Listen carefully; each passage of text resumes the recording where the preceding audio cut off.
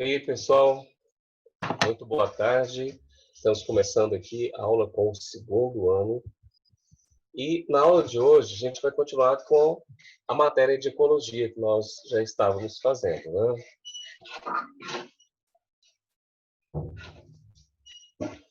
Fechar aquela porta ali para a gente ter um áudio melhor aqui. Bom, meninos, meninas, se tiver alguma pergunta, vai lá, manda no chat. Bom dia para todos. E o assunto de hoje, só lembrando, vamos lá? Qual é a apostila que nós estamos? Nós estamos na apostila número 10. Então, nós estamos no livro 10 e nós começamos a falar de ecossistemas, nicho ecológico, conceitos básicos de ecologia. Depois a gente foi para os biomas. Falamos de tundra, taiga, de florestas. E aí, quando nós chegamos aqui, nós já estamos nos biomas brasileiros. Tá? São vários biomas brasileiros. E a gente, na aula passada, apresentou o mapa do Brasil, lembra? E nesse mapa do Brasil, a gente colocou todos os biomas que estavam lá. Bom, a biologia, quando ela chega nesse momento em de falar sobre ecologia, você vai perceber que várias matérias vão se entrelaçar para chegar aqui. Então, a gente vai ter a geografia, a gente vai ter história, a própria biologia, vai ter algumas estatísticas também que a gente vai apresentar. Então, todas elas fazem parte desse conjunto para chegar aqui onde nós estamos, tá bom? Começando a nossa aulinha de hoje, vamos para aqui. Isso aqui.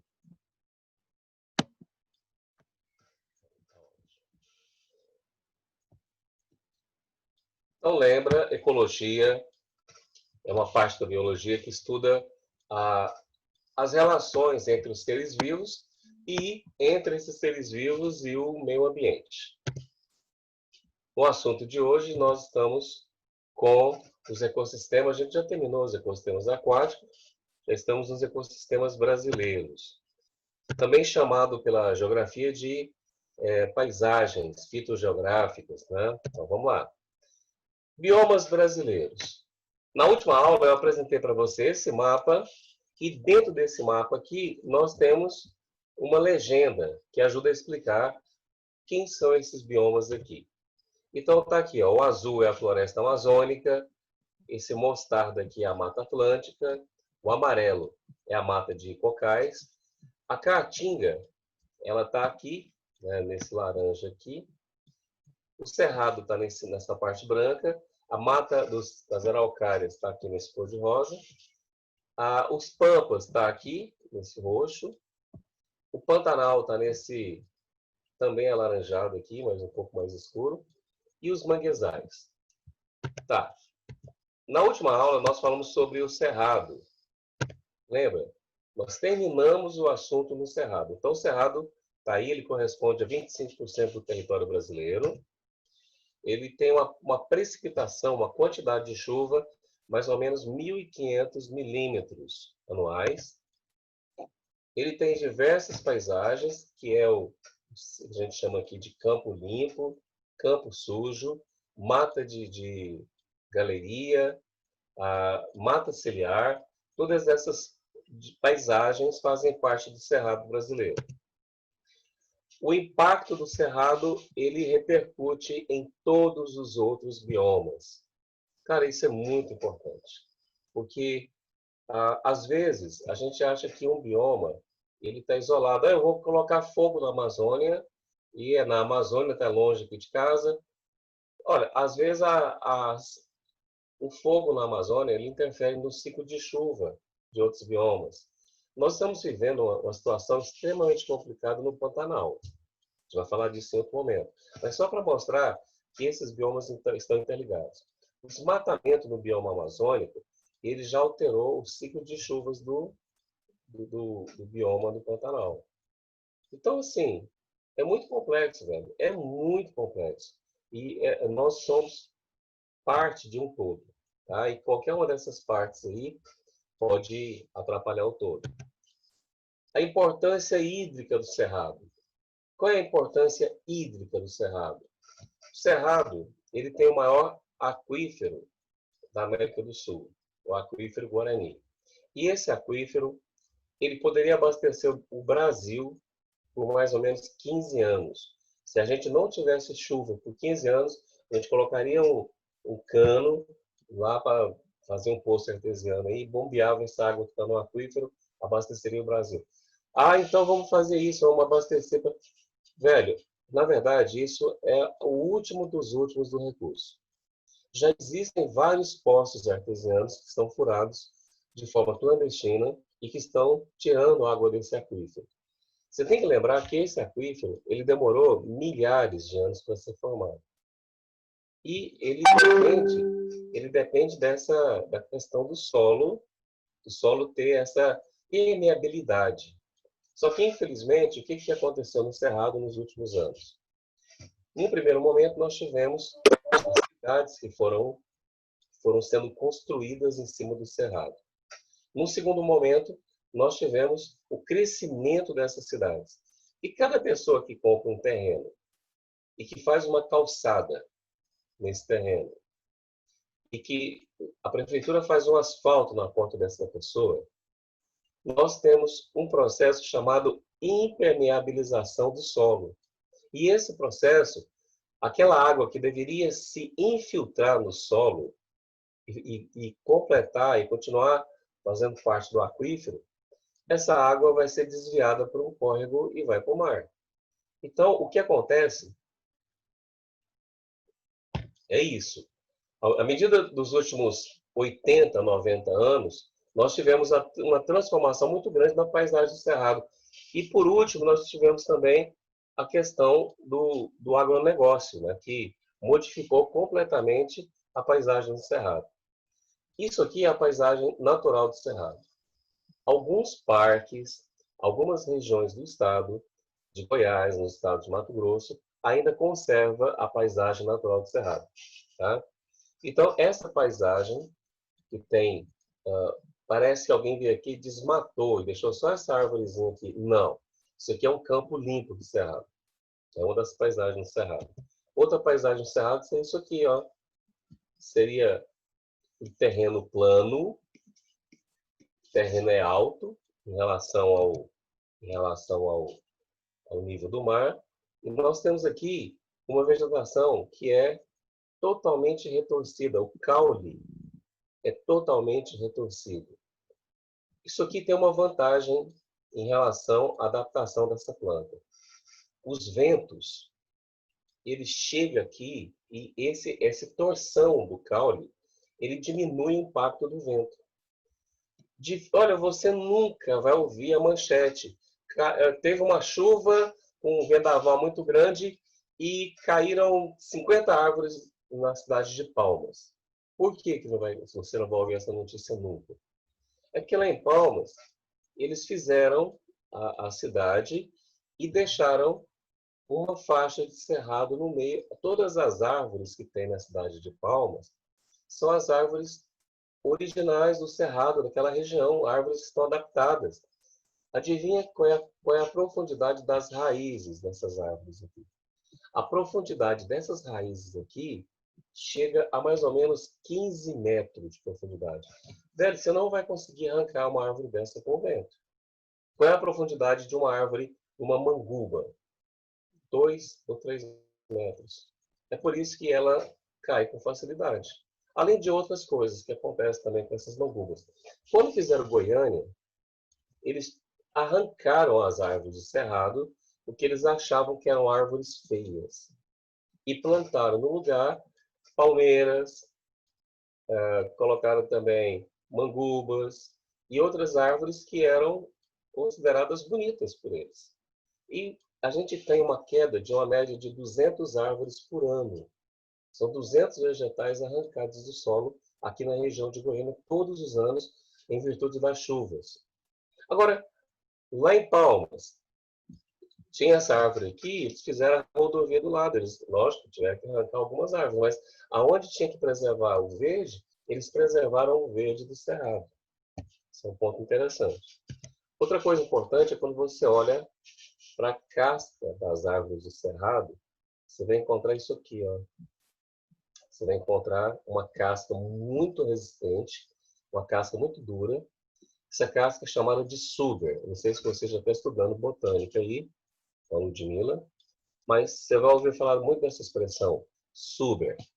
Então, o suber, ele é muito grosso aqui nas árvores do cerrado, e o incêndio, quando ele chega aqui, ele destrói a paisagem, só que a árvore do cerrado, ela não morre se o incêndio for natural.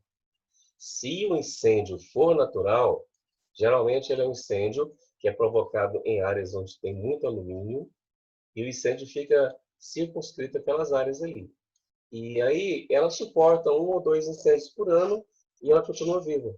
Talvez o incêndio queime ali as folhas ali e tal, só que na hora que a primeira chuva cai, ou a segunda, que ela percebe que o solo está normalizando, ela libera as folhas novamente. Então nós temos o cerrado com árvores que têm uma profundidade de raiz muito grande. Essas raízes vão se conectar ao lençol freático e vão retirar uma média de 1 tonelada de água e vai transpirar isso. E cada árvore adulta, cada árvore grande, de 15, 20 metros, vai evaporar em média 1 tonelada de água por dia. Cara, é um ciclo que eu não entendo por que as pessoas vão lá e destroem a natureza. A natureza faz. Bom, primeiro, já promove o equilíbrio do ecossistema. Segundo, libera uma quantidade monstruosa de água no ar que facilita a nossa respiração. Facilita todo mundo que tem problema respiratório, o pessoal da rinite, o pessoal da bronquite, o pessoal da conjuntivite, está passando por esses problemas agora. Por quê? Porque são esses problemas que podem afetar os nossos olhos, nariz e garganta nesse momento, onde a umidade do ar, que deveria ser de 60%, 80% ou até 90%, ela cai para 20%, ou às vezes até menos. Isso é uma umidade de deserto. Infelizmente, nesse momento, aqui em Goiás, nós, além do cerrado ter essa dificuldade enorme para conseguir manter a umidade, a gente vai lá, toca fogo no cerrado, além de não ter água no ar, ainda acrescenta o elemento da fumaça, acrescenta a fuligem. Então é um negócio muito sério. Isso aqui que você está vendo é o alumínio. Essa rocha aqui é uma rocha riquíssima em alumínio. O próprio solo do cerrado tem muito alumínio. Isso facilita com que as descargas de raios atinjam o solo do cerrado e provoque incêndios naturais. Então, o que acontece é o seguinte: para que fosse colocado no cerrado o agronegócio que nós temos hoje, gente, eu não estou falando de uma plantaçãozinha de soja que tem lá 1 ou 2 hectares. Eu estou falando disso aqui. Olha a quantidade de colhedeiras que tem aqui, que estão trabalhando juntas aqui. Velho, isso aqui é em Goiás. Goiás está entre os 5 maiores produtores de soja do Brasil. Talvez entre os 10 maiores produtores de soja do mundo.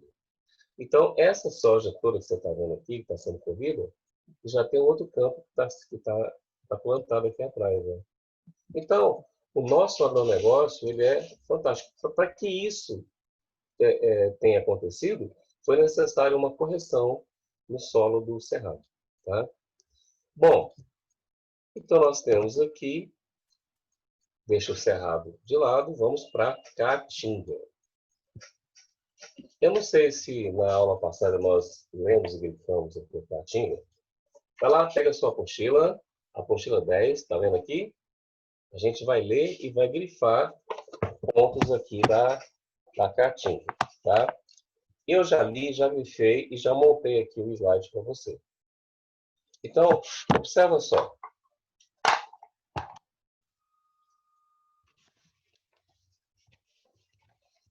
Acompanha comigo, é a apostila 10, página 14. Caatinga. A caatinga é considerada exclusivamente brasileira. Você pode pegar a caneta e pode grifar a expressão exclusivamente brasileira. Porque outros biomas, o próprio cerrado é um tipo de savana. Então, ele aparece na África, ele aparece em outros países também. A floresta amazônica, ela é uma floresta tropical e vai aparecer também em vários outros países.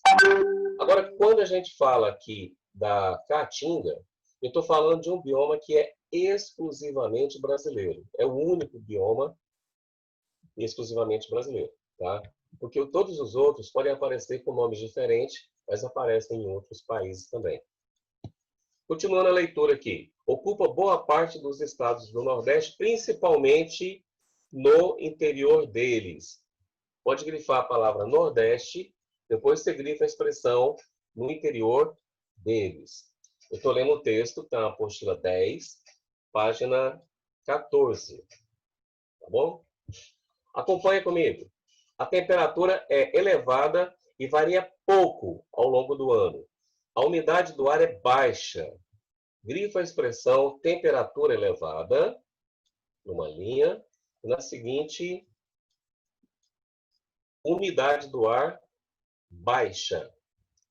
Aí ele fala que a pluviosidade é reduzida, quer dizer, com chuvas concentradas no chamado inverno, de outubro a março, podendo ocorrer prolongados períodos de seca. Pode grifar a expressão prolongados períodos de seca. E já continua grifando. O solo é relativamente fértil, porém superficial, não armazenando água. Os rios, começa a grifar agora, os rios, em geral, são intermitentes. Gente, rio intermitente seria o mesmo que eu dizer que o rio ele é sazonal. Ou seja, quando chove, o rio aparece, ele fica caudaloso, ele fica bem cheio, e depois de uns 4, 5 meses daquele período chuvoso, esse rio seca. Então, isso é um rio intermitente, tá bom? Continua grifando junto comigo. Aí nós temos aqui, no outro parágrafo já, né? A vegetação esparsa resulta do solo seco. Pode grifar agora. Muitas plantas estão adaptadas. Muitas plantas estão adaptadas. Daqui a pouco eu vou mostrar uma foto e vou explicar quais são essas adaptações das plantas aí. Na outra linha, você vai grifar a expressão apresentam adaptações que possibilitam a sobrevivência sob condições limitantes. Então, essa vegetação, ela se adaptou para sobreviver naquele ambiente que é muito seco, com muito pouca chuva. A última expressão que vocês vão grifar agora está na terceira linha, de baixo para cima do parágrafo. Você vai grifar o nome dessas plantas que estão adaptadas aí, ó. Chique-chiques, mandacaru, barrigudas. Então, chique-chique, mandacaru e barrigudas são exemplos de plantas endêmicas, são plantas que só aparecem lá no Nordeste. Também tem outros, tem umbu, né, umbuzeiro, tem também o cupuaçu. Não sei se alguém que já viajou para o Nordeste aí, experimentou esses sabores. Né? Lá tem sorvete de umbu, de cupuaçu, também tem graviola. Cara, são sabores incríveis que a gente não conhece aqui no Centro-Oeste. Nosso Brasil tem muita diversidade. Apesar de parecer que não, mas o Nordeste possui talvez a terceira maior biodiversidade do nosso país.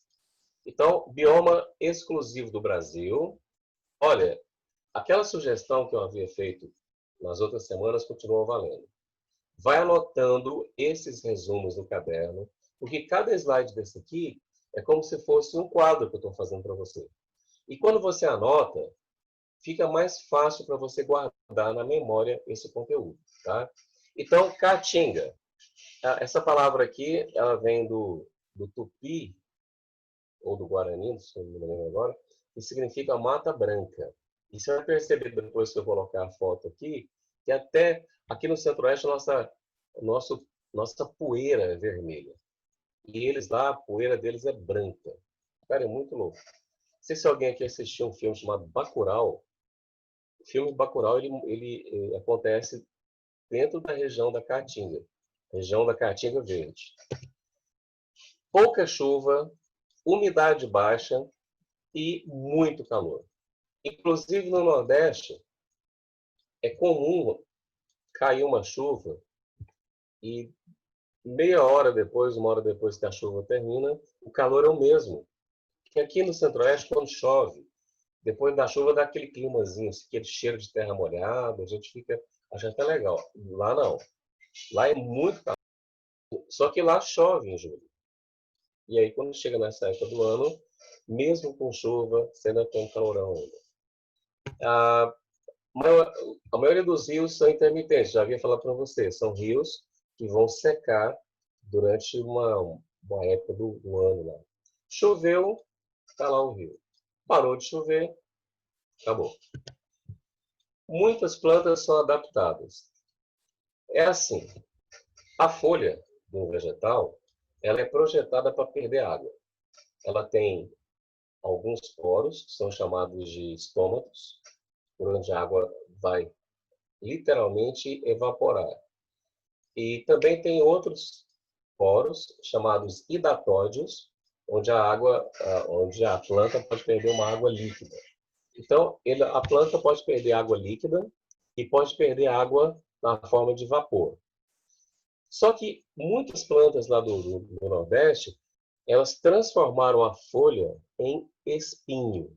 E na hora que eu transformo a folha em espinho, aí eu vou ter uma mudança. Ou seja, esse espinho, ele não vai perder água. Por isso que no interior dessa planta continua úmido, continua molhado. Aquela história de você já deve ter visto algum filme em que o sujeito está com muita sede, ele vai lá, corta lá o cacto, e o interior do cacto é úmido, aquilo é verdade. Porque aquela planta, o pouco de água que ela consegue pegar, ela armazena mais da metade para momentos difíceis. E ela continua vivendo, continua usando água. O caule dela é verde, então ela vai fazer fotossíntese pelo caule. Você sabe que a fotossíntese ela acontece em partes verdes do vegetal. Tá? Bom, animais e plantas são endêmicos. O que significa isso? São aqueles animais e aquelas plantas que só existem naquela região, só existem naquele local. Tá bom? Aqui nós temos algumas fotos da paisagem. Cara, isso aqui, ó. Isso aqui que você está vendo é a paisagem da Caatinga. Isso aqui é uma planta, um chique-chique, né? Que é uma planta adaptada, ela tem um monte de espinhos aqui. E do lado de dentro, se você cortar ela está bem úmida, bem fresquinha. E esse aqui é o solo. Olha só, velho. A poeira branca, extremamente branca. Parece até um cal. E você olha assim para essa paisagem, totalmente ressecada. Primeira chuva que dá, olha o que acontece. Fica tudo verde, fica tudo bem verdinho. Dúvidas, perguntas, meninos, meninas? Agora, por favor, abra para mim a apostila de vocês na página 15. Aqui na página 15, nós temos a Caatinga aqui em cima, uma foto, e aqui embaixo nós temos um texto sobre o Pantanal Mato-Grossense. E aqui embaixo nós temos o Pantanal. Olha, o Pantanal Mato-Grossense talvez seja o bioma mais sacrificado atualmente. Porque incêndio na Amazônia, a gente tem desde sempre, infelizmente. Já era para ter parado, a gente já tem evolução suficiente para saber que a mata em pé, a floresta em pé, ela é muito mais importante para nós do que a floresta derrubada. que você faz depois que você derruba a floresta? Ah, você derruba a floresta, eu vou fazer plantação de cana, de... O solo da Amazônia é um solo arenoso. É um solo muito menos fértil do que o... Ah, mas com aquele tanto de árvore ali, existe um equilíbrio que foi formado em vários séculos para que aquela floresta esteja de pé. Então, aqui, no Cerrado, nós temos uma dinâmica, na Amazônia tem outra, e aí quando a pessoa derruba a floresta, com aquela expectativa de fazer uma fazenda e vou plantar fazer aqui, trazer um gado para cá e vou fazer. Cara, você vai ter que gastar muito mais dinheiro fazendo correção de solo para você ter o capim para o gado comer do que se você tivesse compra em outra área. Só que a grande maioria das pessoas não tem essa noção. O cara olha e fala, a Amazônia deve estar... Tá. E o Pantanal? Bom, a Amazônia, ela evapora uma média de 30 a 40 toneladas de água por dia. E aí, essa quantidade de água, ela forma o que a gente chama de rios voadores. Na hora que você tiver tempo, você pesquisa. Os rios voadores, a quantidade de água evaporada pela floresta amazônica como um todo é maior do que a quantidade de água que tem no rio Amazonas. Percebeu a comparação? Então, esses rios voadores, eles vão descendo. Aqui está a Cordilheira dos Andes. Ele vem aqui, ó, esbarra nessa cordilheira e desce e vai chegar na região centro-oeste e sudeste, levando chuva e também permitindo que rios, né, se formem nesse trajeto aí. O que acontece com o Pantanal? O Pantanal ele sofre influência tanto das frentes frias que sobem aqui do sul do nosso continente, quanto das massas de águas que descem da floresta amazônica. Então, eu tenho uma frente fria subindo e tenho uma massa de água, de vapor de água quente descendo. Na hora que essas duas frentes, a frente fria, que veio do sul, mas a massa de água que veio da evaporação da Amazônia, elas se encontram mais ou menos ali em cima do Pantanal e ela promove uma frequência de chuvas maior do que em outras regiões aqui da região centro-oeste e a gente vai ter uma planície alagada. O Pantanal, ele deveria ser a maior planície alagada do mundo. Só que o que a gente tem visto? Acelerou o desmatamento, principalmente no Mato Grosso, porque a floresta amazônica é uma coisa, o estado do Amazonas é outro bem diferente. Eu vou abrir o mapa do Brasil de novo para mostrar para vocês o que eu queria dizer para vocês. Vou abrir aqui. Vamos para o mapinha.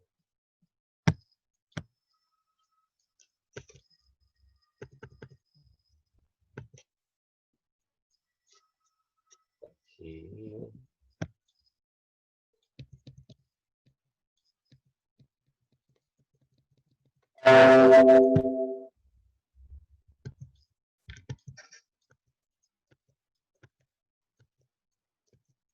Aqui. Olha só. Isso que você está vendo aqui, dentro do risco, essa área dentro do risco, é o estado do Amazonas. Aqui nós temos o Acre. Aqui nós temos o Mato Grosso. Então, a floresta amazônica, ela está dentro, ou pelo menos deveria estar, né? Dentro do estado do Mato Grosso, dentro do estado total do Pará. Pega aqui, ó, o estado do Acre todinho, passa aqui por Rondônia e chega aqui, ó, chega aqui bem próximo do Pantanal. Aqui está o Pantanal. Só que o que é que aconteceu com o desmatamento? Isso aqui que você está vendo, hoje não existe mais. Cara, Mato Grosso tirou a floresta e colocou soja no lugar. Que como Mato Grosso tinha floresta e o solo é um solo de cerrado. Então aqui deu certo, você desmatou isso aqui e plantou soja, plantou cana, plantou milho plantou arroz e deu certo. Agora, sem essa cobertura aqui, que foi retirada nos últimos 20, 25 anos, sem essa cobertura que estava aqui no Mato Grosso, o Pantanal ficou desprotegido. E aí nós estamos vendo quase 30 dias de incêndio que praticamente acabaram aí estão acabando com o Pantanal. Imagina que não é só uma questão de mato que está queimando. É uma questão de animais endêmicos, uma questão de plantas endêmicas, uma quantidade muito grande. Então, a gente vai fazer uma leitura e vamos grifar alguns termos aqui do Pantanal. Vamos lá? Comigo. Página 15. Então, nós temos aqui, considerada a maior planície alagável do continente americano. Pode grifar essa frase inteira. Maior planície alagável do continente americano. São cerca de 135 mil quilômetros quadrados. O Pantanal ocupa boa parte dos estados de Mato Grosso e Mato Grosso do Sul. Estende-se até o Paraguai e a Bolívia. A região é cortada por rios da bacia do Paraguai. Pode grifar essa expressão. Cortada por rios da bacia do Paraguai. E nas terras mais altas, encontram-se formações vegetais diversas, como campos, cerrados, caatingas e florestas. Então, o Pantanal, primeiro, ele tem que se alagar, porque quando ele se alaga, ele recebe uma quantidade muito grande de nutrientes dos rios que passam ali por ele. E na hora que ele alaga, uma quantidade muito grande de peixe vai para aquele alagado ali, e aí o que acontece? Aquele lago vai secando, e aqueles peixes vai ficar fácil para que aqueles pássaros que chegam ali para comer tenham ali o nutriente. Então, velho, é um ciclo.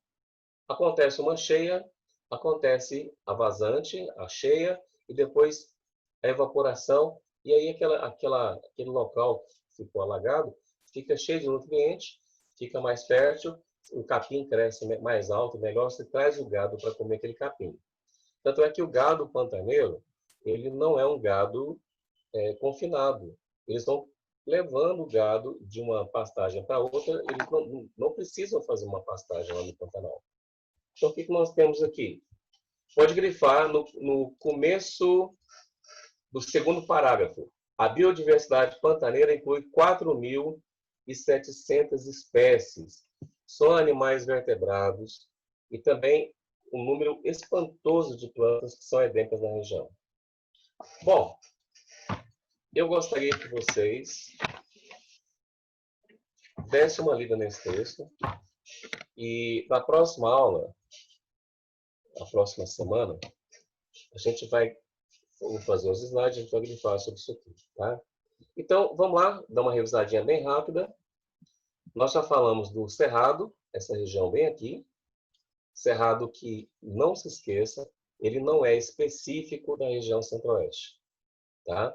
O Cerrado, ele pega 9 estados. Ele pega aqui o Mato Grosso, Goiás, Tocantins, pedaço aqui do Maranhão aqui, pedaço do Piauí, Bahia, Minas Gerais, pedaço de São Paulo aqui embaixo também, tá? Bom, o que acontece? O Cerrado, depois a gente foi para a Caatinga. E você pode perceber que o Cerrado e a Caatinga, eles estão interligados e a gente vai ter algumas manchas de cerrado dentro da região Nordeste. Então, o cerrado avança até bem próximo do mar aqui. Ó. E aí, esses biomas brasileiros, eles não são biomas, assim, extremamente delimitados. São biomas que é rica a diversidade. A floresta amazônica talvez seja responsável pela manutenção do clima. Durante muito tempo, nós chamávamos a Amazônia de o pulmão do mundo. Essa frase contém um erro crasso, um erro grave. Por quê? A quantidade de oxigênio que ela libera durante o dia é praticamente a mesma que ela consome durante a noite. Porque durante o dia ela faz fotossíntese. Ela faz fotossíntese, ela produz uma quantidade muito grande de oxigênio, suficiente para a respiração dela, que a árvore também respira, e para liberar para o meio ambiente. Só que à noite não tem fotossíntese. Então, à noite ela vai respirar, ela vai pegar de volta praticamente todo o oxigênio que ela liberou durante o dia. Então, como se ela for taxada como o pulmão do mundo, tem um erro grave aí. Mas qual é a função da Amazônica? Ela é a maior fábrica de chuva que a gente tem. E com os ventos aqui, ó, com os ventos, uma época do ano, essa umidade sobe e vai provocar chuvas no hemisfério norte. É uma grande quantidade de chuvas associada com a evaporação do mar, que é muito grande lá na região, no hemisfério norte.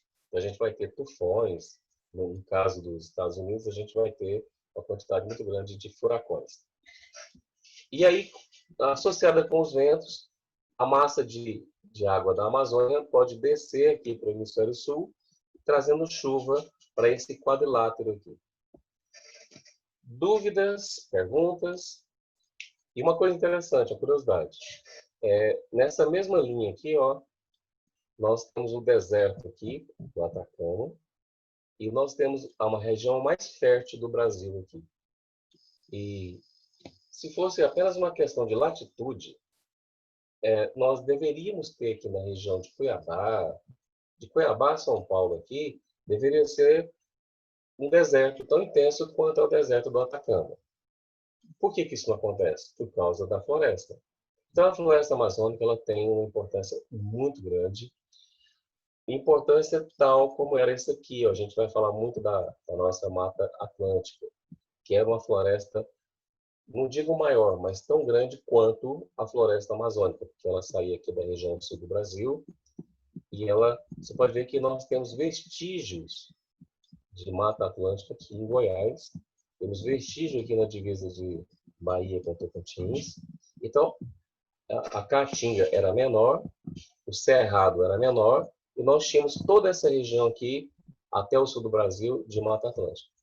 Bom, nós temos aqui um recado. Faltam 3 minutos para encerrar a aula. Ótimo, né? Agora faltam 2. Meninos, dúvidas, perguntas? Coloca para fora aquela emoção que você tem. Tudo certo, então? Bom, nós vamos ter Pantanal Mato Grossense, depois os outros 4 biomas brasileiros. E aí a gente vai falar sobre conjunto de exercícios, assim, vai ser muito massa.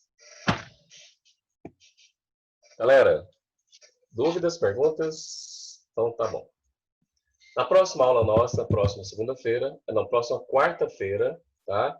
Deixa a apostila no jeito, a gente vai usar a apostila de novo. Vamos terminar de grifar o nosso Pantanal. Até quarta-feira. Joinha para vocês, porque vocês mereceram. Quem gostou, joga um joinha para mim, faz barulho.